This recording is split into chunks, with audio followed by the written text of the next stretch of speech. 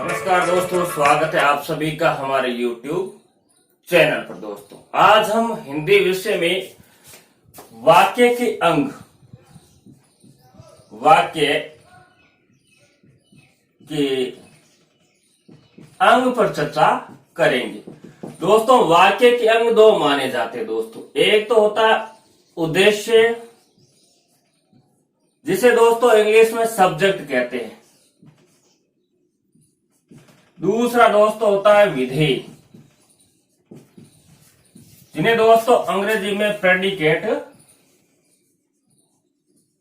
कहते हैं। दोस्तों, उद्देश्य और विधेय, क्या होता है उद्देश्य और क्या होता है विधेय? पहले चर्चा करते हैं उद्देश्य के बारे में। दोस्तों, वाक्य कोई भी हो, उस वाक्य में जिसके संबंध में कुछ कहा जाता है वही उस वाक्य में उद्देश्य होता है। यानी एक वाक्य है, राकेश खेलता है। दोस्तों, इस वाक्य में किसके बारे में कहा जाता है? राकेश के बारे में कहा जाता है। राकेश क्या है? करता है। और खेलता क्या दोस्तों? क्रिया। यानी क्रिया कौन कर रहा? राकेश कर रहा है। यानी करता ही उद्देश्य है। यानी क्रिया को करने वाला ही उद्देश्य है। यानी क्रिया का कर्ता क्या कहलाएगा? हमारा उद्देश्य कहलाएगा। जैसे रोहन पढ़ता है, इस वाक्य में दोस्तों कर्ता कौन है? रोहन। तो रोहन ही हमारा क्या होगा? उद्देश्य होगा। यानी क्रिया को करने वाला ही क्या होता है दोस्तों? उद्देश्य होता है। पहले वाक्य में राकेश और दूसरे वाक्य में रोहन हमारे क्या है? उद्देश्य है, क्योंकि इनके बारे में ही बताया गया है कि भाई राकेश तो खेल रहा है और रोहन पढ़ रहा है। दोस्तों, राकेश और रोहन यहाँ कर्ता के रूप में। अगर दोस्तों राकेश और रोहन का थोड़ा विस्तार कर दिया जाए, कर्ता का विस्तार कर दिया जाए, तो भी दोस्तों उद्देश्य में ही आता है। जैसे परिश्रम करने वाला विद्यार्थी सदा सफल होता है। दोस्तों, यहाँ विद्यार्थी के बारे में कहा जा रहा है, तो विद्यार्थी तो हमारा क्या होगा दोस्तों? कर्ता होगा। लेकिन विद्यार्थी से पहले विद्यार्थी के बारे में ये तीन शब्द और जोड़ दिए। यानी ये शब्द थे, वाक्य में प्रयोग हो गए तो पद हो गए। ये क्या है दोस्तों? कर्ता का विस्तार है। तो ये दोस्तों परिश्रम करने वाला व्यक्ति, ये सभी किस में आएंगे दोस्तों? इतना उद्देश्य में आएगा दोस्तों। तो दोस्तों, यानी हम कह सकते हैं कि उद्देश्य के साथ में कोई दोस्तों अन्य पद आए या कोई पद बंद आए तो उन्हें उद्देश्य का विस्तार कहा जाता है। दोस्तों, ये हुई उद्देश्य की बात। अब दोस्तों बात करते हैं विधेय की। क्या होता है दोस्तों विधेय?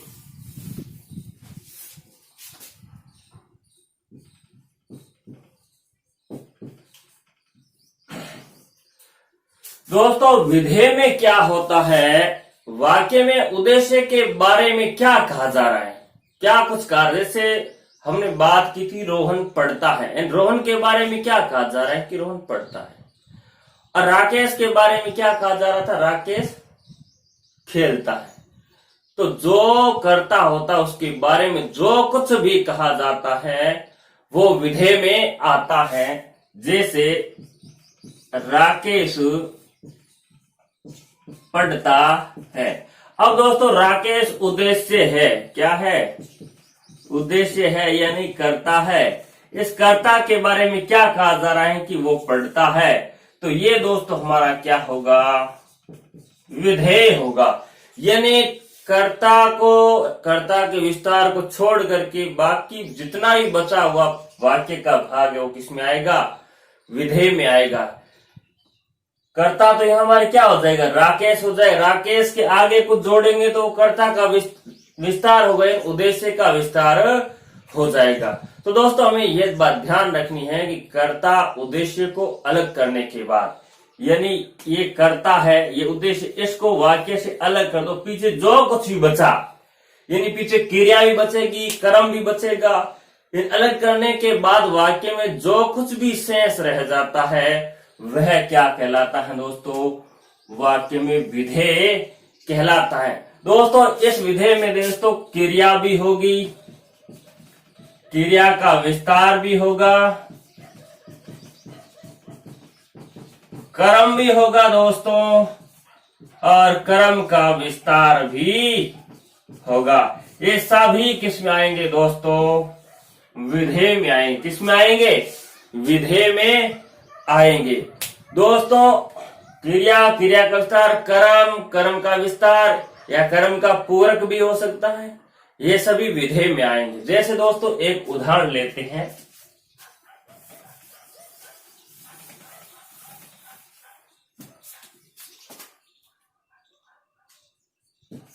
मेरा मित्र दीपक देशभक्ति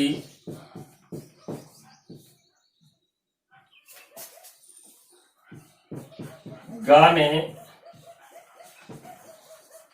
अधिक सुनता है। मेरा मित्र दीपक देशभक्ति गाने अधिक सुनता है। दोस्तों यहाँ देखो काम करने वाला दीपक है, ये दीपक क्या हो जाएगा दोस्तों? कर्ता हो जाएगा। और ये दोस्तों मेरा मित्र क्या हो जाएगा दोस्तों? कर्ता का विस्तार हो जाएगा। दोस्तों गाने यहाँ क्या है? कर्म है। और देशभक्ति क्या है? कर्म का विस्तार है। सुनता है दोस्तों क्या है? क्रिया। और अधिक क्या है दोस्तों? क्रिया का विस्तार है दोस्तों। इन मेरा मित्र दीपक देशभक्ति गाने अधिक सुनता है। तो दोस्तों काम को करने वाला दीपक है, लेकिन दीपक के साथ मैंने जोड़ दिया मेरा मित्र दीपक, तो मेरा मित्र क्या हो जाएगा? कर्ता का विस्तार। और क्या करता है वो दोस्तों? देशभक्ति गाने अधिक सुनता है। दोस्तों कर्म क्या है? गाने। गाने के साथ हमने जोड़ दिया देशभक्ति, तो दोस्तों ये कर्म का विस्तार हो गया। अधिक सुनता है, सुनना एक क्रिया है दोस्तों, और सुनने से पहले हमने अधिक जोड़ा है, ये दोस्तों क्रिया का विस्तार हो गया। दोस्तों ये हमारा छोटा सा शिक्षण बिंदु था वाक्य के अंग। अगर दोस्तों आपको ये वीडियो अच्छा लगे तो लाइक, शेयर और सब्सक्राइब अवश्य करें, और साथ में बेल आइकन भी जरूर दबाएं, ताकि आगे आने वाले ऐसे ही वीडियो का नोटिफिकेशन आपको तुरंत मिल सके। मिलते हैं अगले किसी नए वीडियो के साथ, तब तक के लिए नमस्कार।